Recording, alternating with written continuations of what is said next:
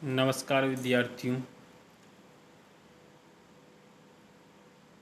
राजस्थान इतिहास से संबंधित जो हमारे प्रश्नोत्तर की श्रृंखला चल रही है वो रीट, सीईटी, आरएस, पटवार, शिक्षक भर्ती, जिसमें first grade, second grade, third grade सभी में पूछे जाते हैं, पशु परिचर एवं राजस्थान की समस्त भर्तियों में उपयोगी हैं। राजस्थान के इतिहास से संबंधित प्रश्नोत्तर। इसी श्रृंखला में आज मेवाड़ के इतिहास से महाराणा उदा और महाराणा रायमल से संबंधित प्रश्नोत्तर करेंगे। दिलवाड़ा का शिलालेख कब का है? दिलवाड़ा का शिलालेख कब का है? तो सन 1434 ईस्वी का दिलवाड़ा का शिलालेख है। अगला प्रश्न, चित्तौड़गढ़ की कीर्ति स्तंभ प्रशस्ति व कुंभलगढ़ के मामादेव मंदिर की प्रशस्ति कब की है? चित्तौड़गढ़ की कीर्ति स्तंभ प्रशस्ति व कुंभलगढ़ के मामादेव मंदिर के प्रशस्ति कब की हैं? तो ये दोनों 1460 ईस्वी की है। दोनों 1460 ईस्वी की हैं, दोनों अलग अलग हैं। आबू के अचलगढ़ की जैन मंदिर में आदिनाथ की मूर्ति के आसन पर खुदा हुआ लेख कब का है? आबू के अचलगढ़ की जैन मंदिर में आदिनाथ की मूर्ति के आसन पर खुदा हुआ लेख कब का है? तो ये 1461 ईस्वी का है। अगला प्रश्न, नागदा में शांतिनाथ मंदिर में मूर्ति के आसन का लेख कब का है? नागदा में शांतिनाथ मंदिर में मूर्ति के आसन का लेख कब का है? ये 1439 ईस्वी का है। नागदा में शांतिनाथ मंदिर में मूर्ति के आसन का लेख 1439 ईस्वी का है। महाराणा कुंभा कौन सा वाद्य बजाते थे? महाराणा कुंभा कौन सा वाद्य बजाते थे? तो महाराणा कुंभा वीणा बजाने में निपुण थे। नाट्य शास्त्र का अच्छा ज्ञाता होने के कारण उन्हें नव्य भृत भी कहते हैं। नाट्य शास्त्र का अच्छा ज्ञाता होने के कारण उन्हें नव्य भृत भी कहते हैं और वीणा बजाने में वो निपुण थे। यहाँ तक के प्रश्न महाराणा कुंभा जी से संबंधित हैं। महाराणा कुंभा जी के दो पुत्र थे, एक तो महाराणा उदा और एक महाराणा रायमल। महाराणा कुंभा के बाद किसने मेवाड़ के सिंहासन पर अधिकार किया? तो महाराणा कुंभा के बाद महाराणा उदा ने सिंहासन पर अधिकार कर लिया था। इस महाराणा उदा को मेवाड़ का पितृहंता भी कहते हैं, क्योंकि महाराणा उदा ने महाराणा कुंभा की हत्या की थी। दाड़िमपुर की लड़ाई किन किन के मध्य हुई? दाड़िमपुर की जो लड़ाई थी वो किन किन के मध्य हुई? तो दाड़िमपुर की जो लड़ाई है वो 1473 ईस्वी में हुई थी, महाराणा रायमल और महाराणा उदा के बीच। रायमल और उदा के बीच में हुई थी दाड़िमपुर का युद्ध, जो 1473 ईस्वी में हुआ। इसमें उदा हार जाता है, वह गयासुद्दीन की शरण में चला जाता है और रायमल मेवाड़ के शासक बन जाते हैं और उदा पर मांडू में आकाशीय बिजली गिरने के कारण मृत्यु हो जाती है उदा की। महाराणा उदा की मांडू में आकाशीय बिजली गिरने से मृत्यु हो जाती है। अद्भुत शिव मंदिर का निर्माण करवाया था। अद्भुत जी का मंदिर कहते हैं इनको। महाराणा रायमल ने चित्तौड़गढ़ के किले में अद्भुत शिव मंदिर का निर्माण करवाया था। महाराणा रायमल ने चित्तौड़गढ़ के किले में अद्भुत शिव मंदिर का निर्माण करवाया था। अगला प्रश्न, महाराणा रायमल के बड़े पुत्र का नाम क्या था? महाराणा रायमल के बड़े पुत्र का नाम पृथ्वीराज था। इन्हें उड्डणा राजकुमार के नाम से भी जानते हैं। पृथ्वीराज था इनका नाम, इन्हें उड्डणा पृथ्वीराज के नाम से भी जानते हैं। और पृथ्वीराज की पत्नी का नाम क्या था? तो इनकी पत्नी का नाम तारा था। इनकी पत्नी का नाम तारा था। और उनके नाम पर अजमेर किले का तारागढ़ नाम रखा गया। पुनर्निर्माण करवाया था, पुनर्निर्माण इन्होंने पृथ्वीराज जी ने, और फिर अजमेर किले का नाम तारागढ़ रखा था। मरम्मत करवाई थी। अजमेर को राजपूतानी की कुंजी, राजस्थान का जिब्राल्टर और राजपूतानी की कुंजी भी कहते हैं इस किले को। और अजमेर के अंदर घुंघरू घाटी हैं, जहाँ पर महारानी तारा के घुंघरू गिरे थे, जिसे सेना लगवाकर ढूंढवाया था इन पृथ्वीराज जी ने। अगला प्रश्न, महाराणा उदय की मृत्यु कहाँ हुई थी?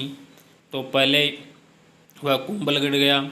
कुंभलगढ़ में रायमल ने उससे हराया। दाड़ीपुर का युद्ध हुआ था 1473 में। अतः वह मांडू चला गया और उनकी मृत्यु वहीं पे आकाशीय बिजली गिरने के कारण हो गई थी। महाराणा उदय जो कि मेवाड़ के पितृहंता हैं, क्योंकि इन्होंने अपने पिता कुंभा को मारा था, तो उनके लिए एक दोहा है कि उदा बाप ने मारिजे लिख्या लाभे राज। उदा बाप ने मारिजे लिख्या लाभे लाज। देश बसायो रायमल सरयो न एको काज। देश बसायो रायमल सरयो न एको काज। मतलब इसमें कहा गया है कि उदा को अपने पिता को नहीं मारना चाहिए, क्योंकि जो राज है, राजयोग तो लिखा हुआ हो तो ही मिलता है, और रायमल ने देश बसा लिया था और उदा का एक भी कार्य सरयो मतलब कोई कार्य संपूर्ण नहीं हुआ था। इसीलिए उदा बाप ने मारी जी लिख्या लाभे राज। उदा बाप ने मारी जी लिख्या लाभे राज। देश बसायो रायमल सरयो ने एको काज। देश बसायो रायमल सरयो ने एको काज। अगला प्रश्न, महाराणा रायमल शासक कब बने?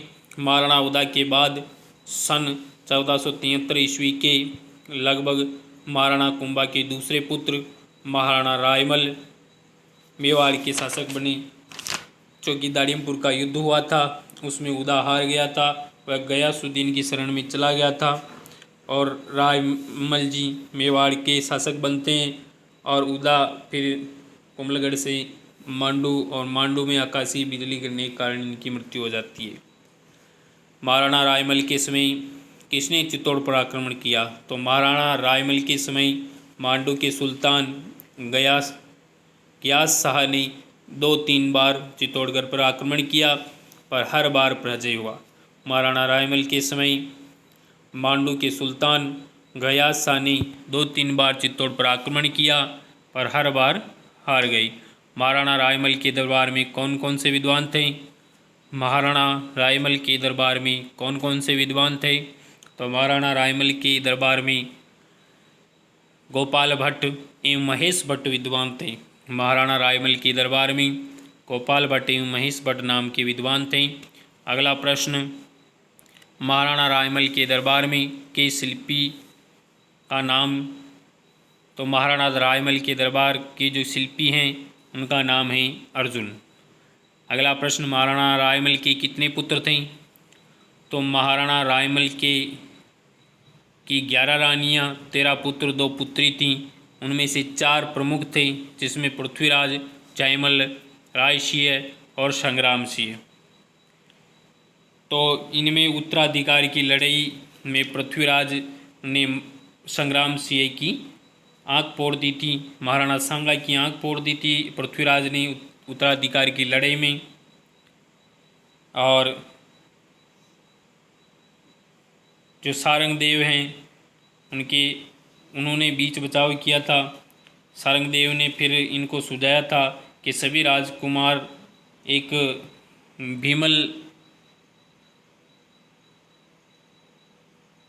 राजकुमारों को भीमल देव जावर उदयपुर में एक भविष्यवाणी करने वाले एक चारणी ज्योतिषिणी रहती थी, उसके यहाँ पर ले गए, और वहीं पे पृथ्वीराज द्वारा सारंगदेव की हत्या हो जाती है, लड़ाई की होती तो संग्राम सिंह शैंकली में राठौड़ बीदा की शरण लेते हैं और जयमिल वहाँ भी आक्रमण करता है, जहाँ बीदा मारा जाता है। फिर श्रीनगर अजमेर में करमचंद परवार के यहाँ चला जाता है और पुत्री का विवाह सांगा से करता है। और जो ये भविष्यवाणी की थी ज्योतिषिणी ने, उसने उस समय कह दिया था कि भाई संग्राम सिंह शासक बनेंगे, तो इससे ये पृथ्वीराज जी को गुस्सा आ गया और उन्होंने युद्ध किया। उसमें ये सारंगदेव जी मारे गए और महाराणा सांगा की भी आंख फूट गई। और कौसुंडी में बावड़ी का निर्माण करवाया था। कौसुंडी में श्रृंगार कंवर ने जो महाराणा रायमल की पत्नी अभिलेख लगवाया, बावड़ी का निर्माण करवाया। 1504 ईस्वी में राजस्थान में भागवत धर्म वैष्णव धर्म की जानकारी देने वाला ये अभिलेख हैं, 1504 का है और ये कौसुंडी बावड़ी पर लगवाया हुआ है। श्रृंगार कंवर ने इस बावड़ी का निर्माण करवाया और इसमें गजवंश के राजा के बारे में जानकारी है और ये कौसुंडी में मिला है और 2वीं सदी का, दूसरी सदी ईसा पूर्व का है, 1504 ईस्वी का।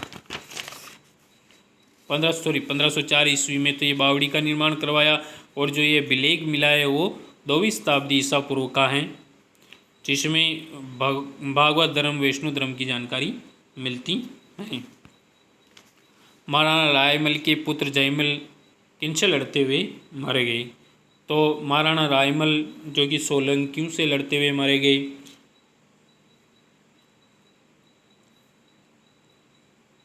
सुल्तान शासक था जो मांडू का सुल्तान गयासुद्दीन था ना, सुल्तान जो शासक था उसका मांडू का सुल्तान गयासुद्दीन आक्रमण करके टोडा पर अधिकार कर लेता है। ये सुल्तान शासक टोडा का शासक था।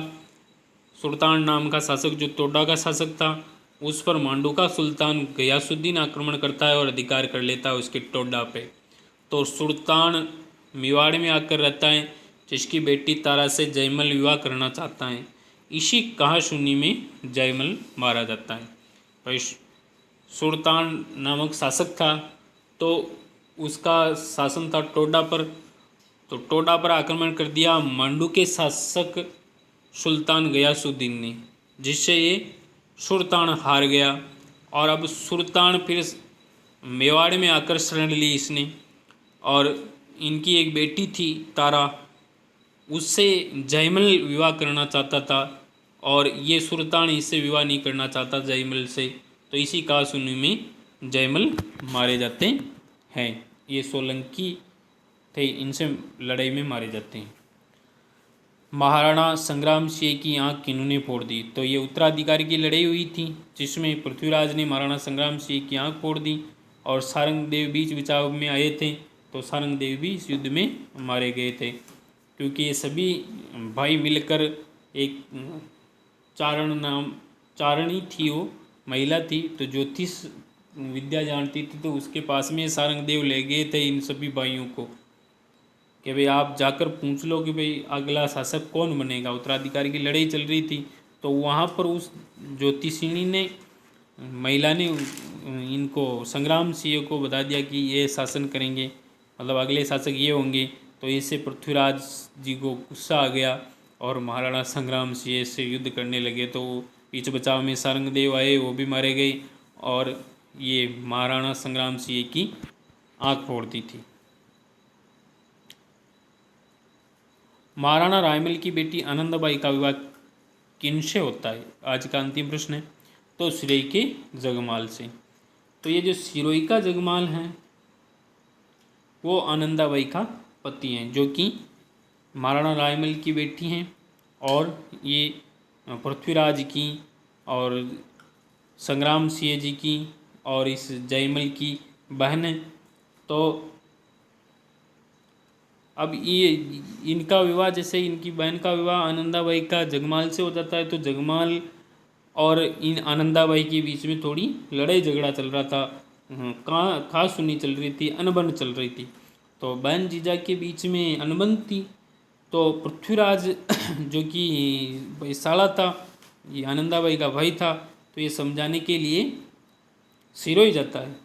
तो बहन जीजा के बीच अनबन को सुलझाने के लिए पृथ्वीराज सिरोही जाते हैं। तो जीजा जी कहते हैं कि हाँ ठीक है, समझ जाते हैं। लेकिन जब वापस पृथ्वीराज आ रहे होते हैं तो जीजा जी एक लड्डू इनके बांधते हैं कि भाई आप वापस जा रहे हो, बहुत दूर है भाई, अजमेर जाओगे तो दूर है यहाँ से सिरोही से, तो आप वो रास्ते में खाने के लिए, नाश्ते के लिए लड्डू बांध कर लाते हैं।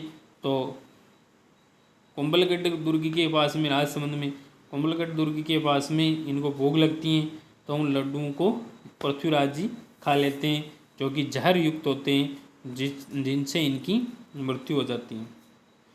और वहीं कुंभलगढ़ के दुर्ग के पास पृथ्वीराज जी की छतरी हैं 12 खंभों की। कुंभलगढ़ दुर्ग में, जिनको उड्डना पृथ्वीराज कहते हैं, कुंभलगढ़ दुर्ग में पृथ्वीराज जी की छतरी हैं 12 खंभों की।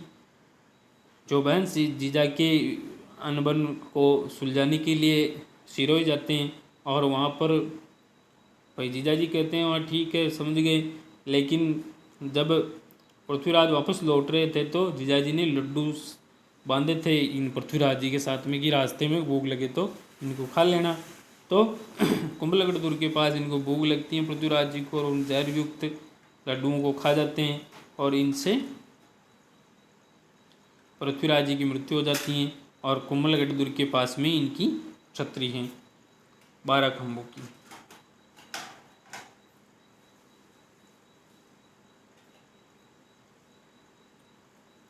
धन्यवाद।